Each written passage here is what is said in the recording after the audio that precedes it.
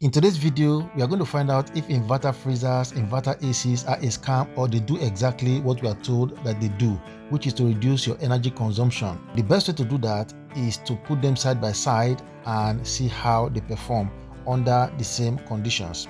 To my left is a normal freezer and to my right is the inverter freezer. I'm going to leave us with the specifications as well so that we'll check them out and make sure that they're exactly the same thing, because as far as I can see, except for the model number, they are practically the same thing.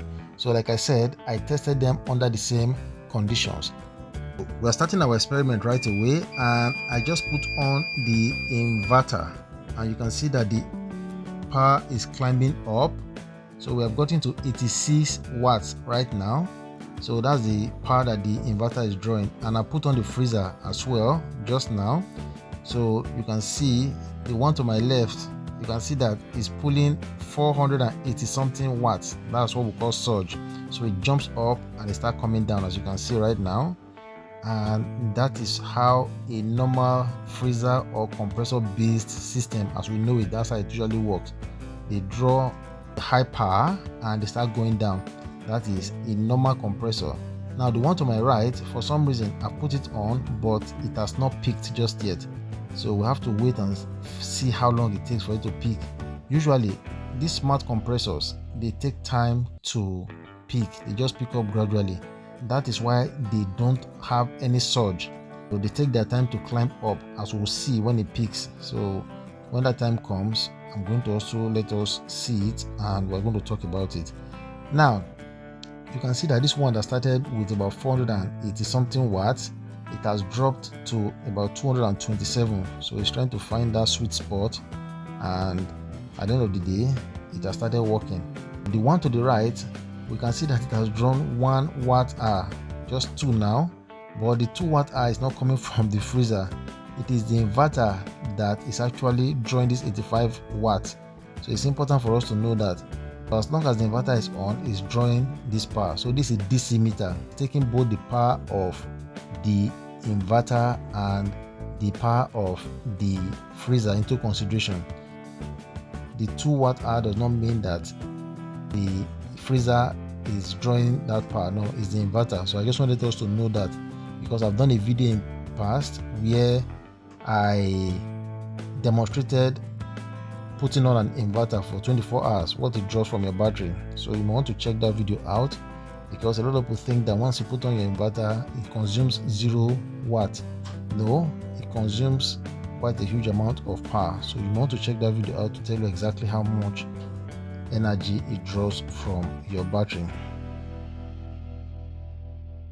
We are closing it on 3 minutes right now, and the inverter freezer has still not come on.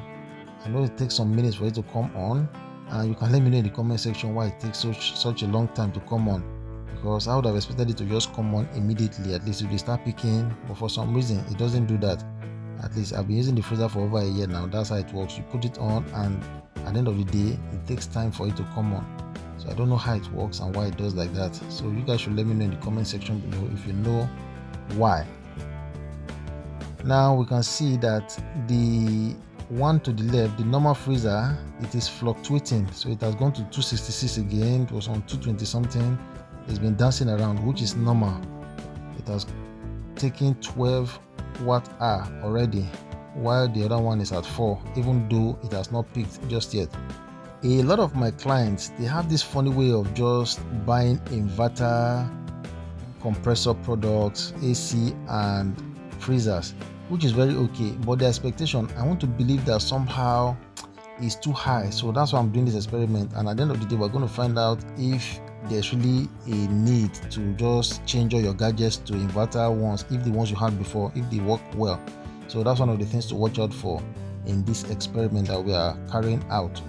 While we are waiting for the other one to come on, I'll just fast forward it a bit so that we catch up. So we have been on for about 5 minutes now, and you can see that the energy on the normal freezer to my left is 22 watt hour. Even though the other one to my right, the inverter freezer, has not peaked, it has drawn about 7 watt hour just by putting on the inverter. We have reached the 6-minute mark now, and you can see the time on the left hand side.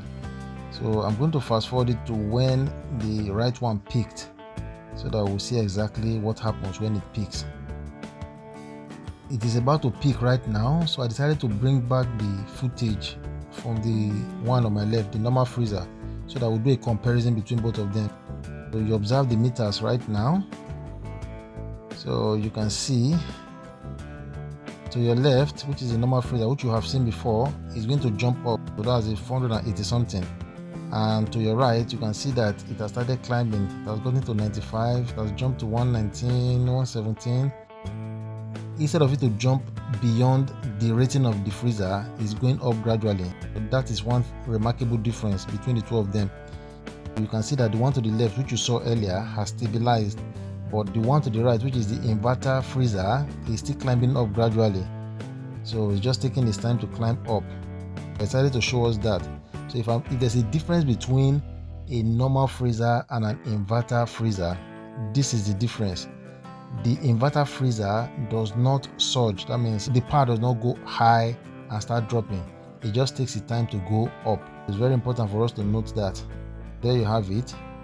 It took it about 8 minutes for it to come on. Like I said earlier, if you know the reason why it takes that much time to come on, you can let me know in the comment section below. I expected it to just come on once, maybe at least a minute, just be going up gradually, but for some reason it took it about 8 minutes for it to come on.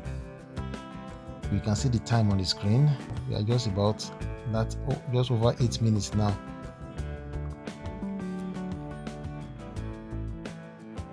So we are back, and this is about 15 minutes into the experiment, and you can see that the normal freezer has drawn about 71 watt from your battery, and the inverter freezer has drawn 49 watt from our battery.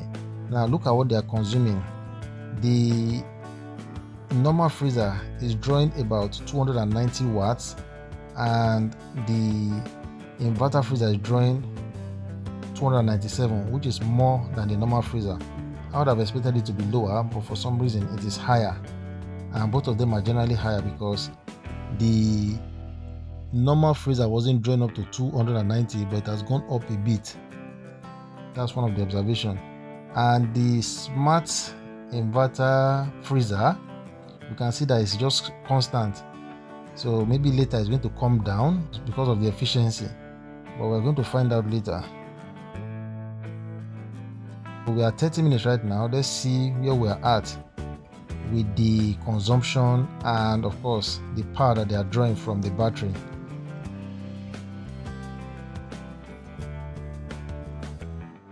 Wow, you can see the inverter freezer has gone past 300. It's at 318 watts. That's what it's pulling, and the normal freezer has remained constant. I'm a bit surprised because I expected the inverter freezer to consume less, but for some reason it's consuming even more than it was before. And of course, if you look at the energy, you can see that the energy is closing in. Yes, the energy of the inverter freezer is at 130, and the one of the normal freezer is at 146. So the difference between them is actually about 14 watt hour. As the experiment proceeds, we're going to find out if they are going to be going further apart or the inverter freezer will be closing in. So when we come back in 45 minutes time, we're going to find out exactly that. So we are at the 45 minutes mark again, and let us see what the differences are. Consumption. So you can see that the consumption has even further increased. It has gone to 325 for the inverter freezer, and the normal freezer has remained fairly constant. Then when we're looking at the energy, remember the difference we had in the first one was about 14. Now because the consumption of the inverter freezer is higher, the difference is now even less, which is about 8 watt hour compared to the 14 watt hour that we had earlier.